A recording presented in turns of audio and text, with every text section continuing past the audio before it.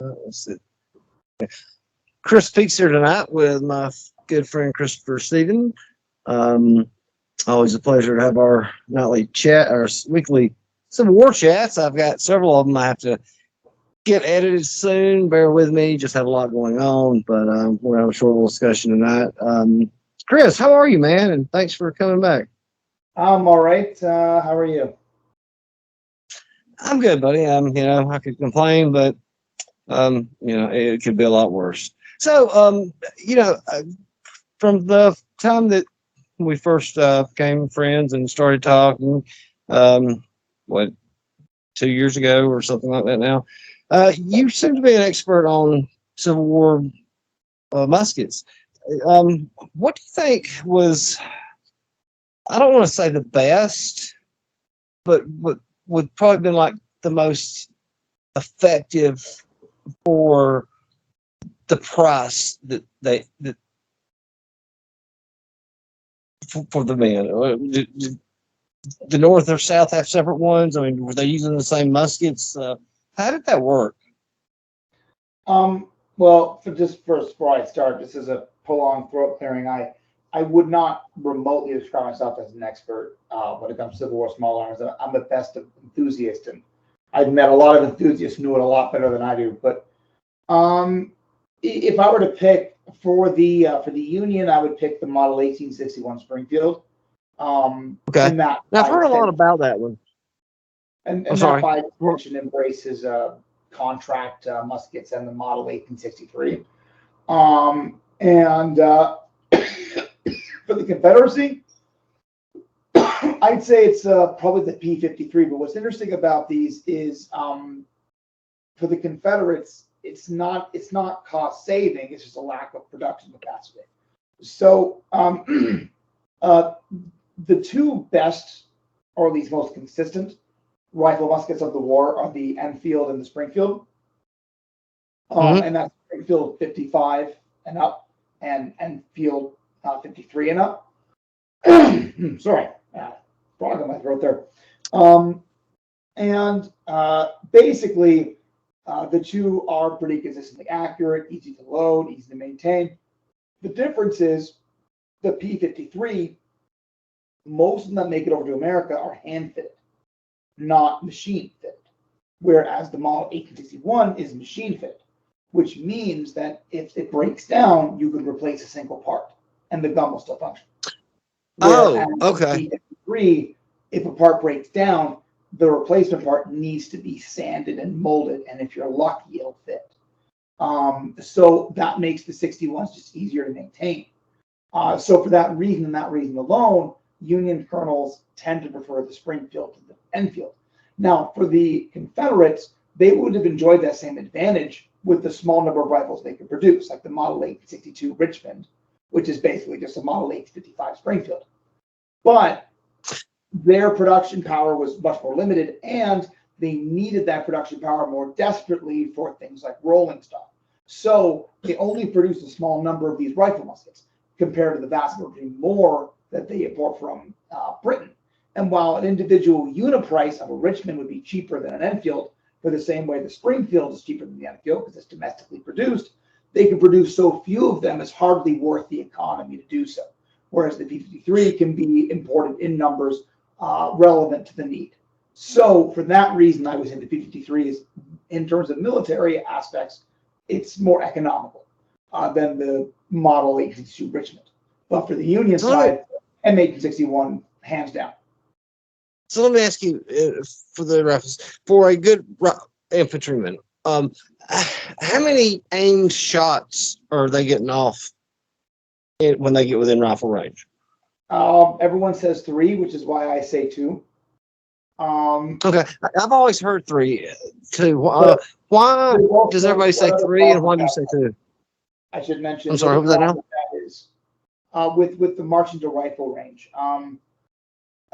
Even with that, if you could crack off 3 shots in the time it took from the beginning of rifle range to the end, realistically, you only have a chance of 2 of them hitting, because a mini ball from a rifle musket travels in an arc. So at 200 meters, it's actually at its highest point, which is why the deadliest ranges in Civil War combat are 100 and 300. And that's why battle tends to resolve at 200. So its fire rises and then goes back down. Is that what you're saying? Yeah. So interesting. So let me ask you this: How long does it take to? All right, you fired. Now you fired. Now how long does it take you to reload, aim, and get off that next shot? I mean, I don't think I've ever done it faster than 30 seconds myself. But that's pretty quick, isn't it? I mean, yeah, I lucked out. You're talking about loading the musket, the ball, then jamming. I mean, that's right. Now my rounds aren't as well made as theirs are, so I don't think it's quite a fair comparison with one of their cartridges. I could probably go a little faster. The thing is, 3 times per minute is perfectly feasible in ideal conditions, but this is a situation where it's extremely violent and it's genuinely terrifying. And in that context, I'm not comfortable saying that a person could load just as effectively. So I would say that was going to be my next question. 1/3 of the time. Sorry? That was going to be my next question or point to you about, because obviously when you're in a reenactment, it's not like real combat, so you don't have nerves taking the place and so I could see where it's going to take longer to get that thing. You're fumbling around, you're shaking, looking up. Exactly. Yeah. So I guns been fired 30 times, so it's covered in soot. And if you've ever live fired a musket, you know the difference it makes when it's been fired 10 or 15 times. There's so many factors to it. I have an interesting question for you, and I've heard this, and like they say in Gettysburg, what was the deal with soldiers? Was it just freezing up or something? Where they said they would just constantly reload, never fire. It happened quite frequently. Yeah, I've read that. I mean, what do you think it was just? Why do you think they did it? I think it was trauma and muscle memory. Yeah. That. If you look at the way that both sides are trained, because it's the same training manual, it's all about rote memorization, right? That's why there's 9 steps to reloading a musket. Because the whole idea isn't to produce a soldier that's thinking, it's to make a soldier that isn't. So when they're terrified, they go back to their training, which is rote memorization. Excellent. As an example, actually, it's a really funny little story. General Ewell at the Battle of First Bull Run, in the middle of the battle, as well as at the beginning of the battle, he noticed that one of his colonels panicked and, not knowing what else to do after firing the first volley, ordered his regiment to load in 9 times as a unit. So handle cartridge, hold cartridge, tear, like every single step. And Ewell rode up to him and screamed at him, "By God, Colonel, load in the most expeditious way possible." But because the colonel panicked, he went back to muscle memory. Huh. So when you're loading your shot, your muscle memory is pull the trigger, load, pull the trigger. If you forgot to put a percussion gap on it, you just do what you're supposed to do. Pull the trigger, load. So that got me thinking of another question. You're there, they're closing, got your volley, they give you the chart, the orders are ready, aim, fire. At that point, is it just start loading and firing? Or are the officers still trying to, ready, aim, fire, or is it just load, fire? Oh, in a Civil War battle, I don't think there's any. I couldn't tell you. It's totally. And that's probably a tough question, for anybody that's just got to thinking about, that. Anyone answer that? Yeah, because I really think that, after you give the first one of ready, aim, fire, or whatever, the noise is going to be so they're not going to hear you giving commands to reload and That's part of it, but that's also why they have a bugler, right? do it now. The bugler. Yeah, yes. But yeah, where was I going? Got beyond the bugler. Yeah, it's hard to say. John Keegan not even stipulated, offered the idea that maybe it was because the men just had so much confidence in their rifle muskets that they were willing to fire independently. It seems a lot of times duels ended up as independent fire, but there's also cases where it didn't. So I think eventually most engagements broke into independent fire, but that doesn't mean that volley fire was out of the question. There's a lot of factors to it. It depends on what point of the war, what type of bullet they're loaded with, are they attacking or defending? There's a lot of factors. Hey, so what? Two-part question here. What caliber was used before the Monet ball, and what was the reasoning behind the Monet ball to do so much destruction? Was it to cause people not to want to fight? What's funny is when you say the caliber for the Monet ball, I'm tempted to answer 75 because a 75 caliber. Yeah, but that's because the Monet ball is the very last of the 6.9 caliber American rounds. Okay, a 75 caliber. Yeah, so my joke is basically since all American musket balls from 1775 to 1855, they're all a 6.9 caliber, including the mini ball. That means you'd have to go to the caliber before that, which is 75 caliber, because you were British. That was the joke. The point is they used 6.9 caliber for a very long time in American history, and the mini ball was the last to use 69 caliber. But it was quickly dropped to 58 because 69 was unreasonably massive. God, I was just trying to think of the damage that would do. Oh yeah, no, it's massive. It's the size of a small thumb, and you'll actually find. I remember I was reading the memoirs of I think it was Company Company G, 1st Minnesota, who was armed with Model 1842 rifled muskets of 6.9 caliber, and they would talk about the ball being the size of their thumb, which it very much was. It actually is a little bit more lead inside of a 6.9 caliber mini than a 50 B&G. It's a big slug. It's also really difficult to shoot because it's like firing a 10-gauge shotgun. Because the power behind it quite a lot.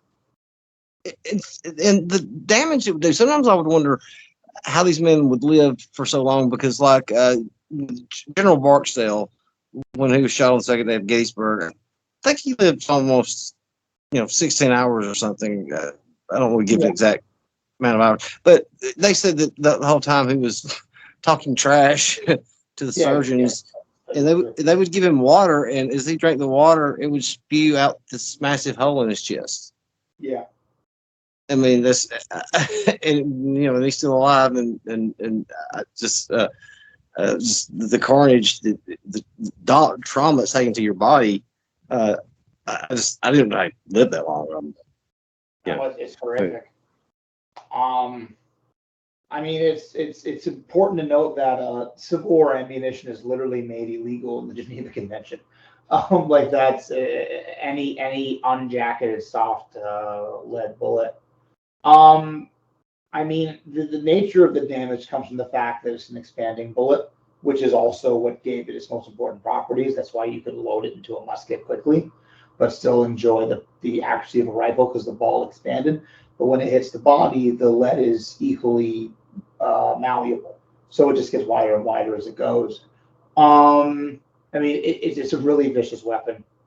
It made sense from a purely logistical perspective at the time because it could be loaded like a musket ball but fired like a rifle ball.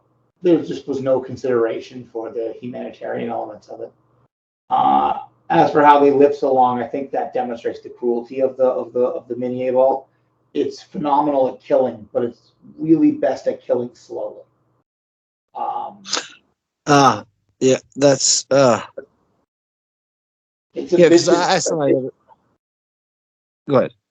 very fun to shoot at balloons, but it is a vicious I've bullet. never had the pleasure to of firing one. I did, of course, this is off topic, but I did fire of all places in Dallas, Texas. I fired a Mandler Carcano. Oh, that's fun. Um, Now, no, you can't talk long, and I won't keep you. But I want to ask you one other question because the numbers are the discrepancies are off on this because some people say, well, you can't really know what they died of, but the number of bayonet deaths and so was extremely low. Yeah. Like I read like 900.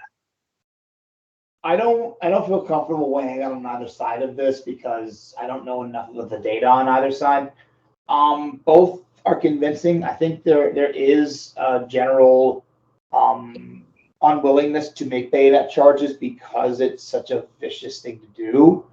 But on the other hand, I don't put too much stock into general sentimentalities in the conflict or such conflicts because frankly, you don't see that kind of unanimity amongst people. Everyone experiences trauma and survival differently. So I'd be reluctant to put too much stock in that.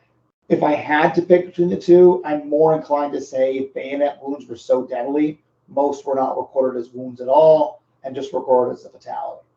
In which case that might explain the number, but I don't know if that's really a good cover either. I really don't know what to say. I can say bayonet charges are extremely deadly. They're horrifying, but it is hard to think of very many of the Civil War that are decisively effective. I mean, because the bayonet is more of a trauma. What am I looking for? Psychological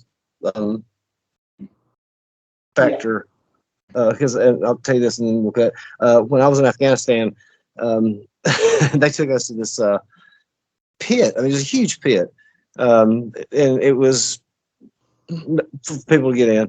And it was they was told if we was ever overran, this was our fallback position. It was called the Alamo, and the officer said, if you ever hear the command, fix bayonets, those will be the last words that you will ever hear.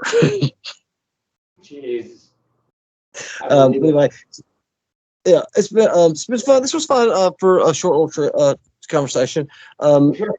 I'm going to set up. I was thinking about setting up a roundtable discussion. We haven't had one of those in a while. Probably next Friday night. We'll come up with something. But anyway, it was good talking to you as always, and enjoy the rest of your weekend. You too. See you later. Thanks, buddy.